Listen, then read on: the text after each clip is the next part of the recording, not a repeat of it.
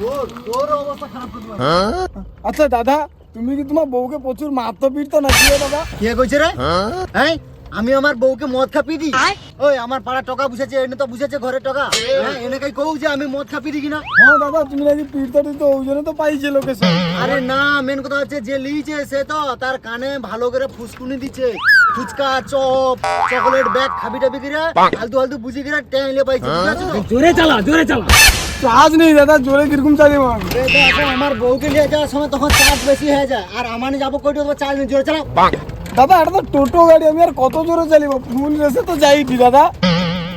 দেখ কি জোরে চ গৌডি। আর রেস নেই দাদা। চালা তো ভাই। দাদা আমি বুঝতে পারছি না দাদা, ফাঁসেছি দাদা।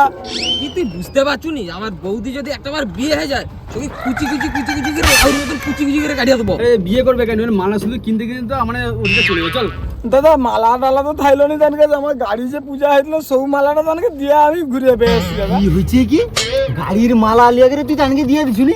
দাদা, তাড়াতাড়ি চ বেদেশা, তাড়াতাড়ি চ। তো সৌটিটাই তো চিনটিয়াকে একা দড়িয়ে বাঁধিয়া পটকাই, যদি নেই দি পটকাই তো আমার নাম বাপ্পা না।